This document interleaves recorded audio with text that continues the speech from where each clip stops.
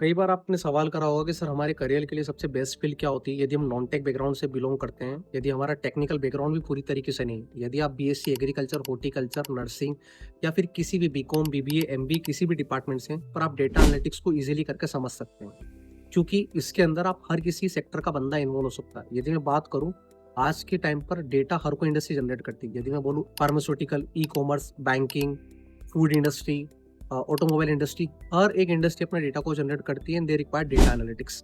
But यदि आप सिर्फ सी और सी प्लस प्लस को सीखेंगे तो आप सॉफ्टवेयर इंजीनियर के लिए एलिजिबल रहेंगे। यदि आपको एचटीएमएल और सीएसएस आती है तो आप जावा डेवलपर की तरफ जा सकते हो, आप वेब डेवलपमेंट की तरफ जा सकते हो। बट यदि आप डेटा एनालिटिक्स के टूल्स एंड टेक्नोलॉजी को सीखते हैं, और चाहे आप किसी भी डिग्री या किसी भी स्ट्रीम से हो, तो आप इसके अंदर अपना करियर बना सकते हो मल्टीपल पोजीशन के लिए। आप बीआई एनालिस्ट के लिए जा सकते हो, आप डेटा एनालिटिक्स के लिए जा सकते हो, आप डेटा इंजीनियर के जा सकते हो, आप एमआईएस एग्जीक्यूटिव के लिए जा सकते हो, आप पाइथन डेवलपर में जा सकते हो, आप सीक्वल डेवलपर के लिए जा सकते हो, आप पावर बी डेवलपर के लिए जा सकते हो, आप टैबलू डेवलपर के लिए जा सकते हो, आप मशीन लर्निंग इंजीनियर के लिए जा सकते हो।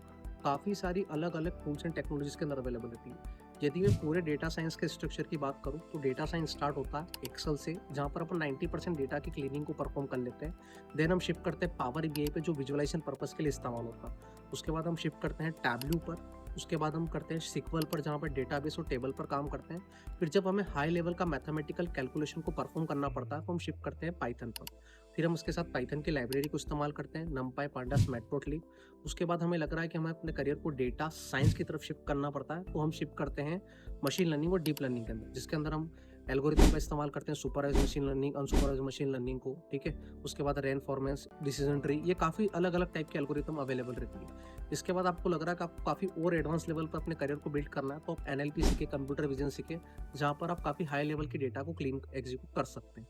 तो इस स्ट्रीम के अंदर काफ़ी अलग अलग इंडस्ट्री के स्टूडेंट्स इनरोल कर सकते हैं। ये कंपलसरी नहीं है कि सिर्फ साइंस बैकग्राउंड के या टेक बैकग्राउंड के बंदे ही इसमें एनरोल कर सकते हैं। तो यदि आप भी डेटा एनालिटिक्स सीखना चाहते हैं और डेटा साइंस में अपना करियर बनाना चाहते हैं, तो प्लीज़ इनरोल करें निक डेटा के अंदर। Thank you so much for watching this video.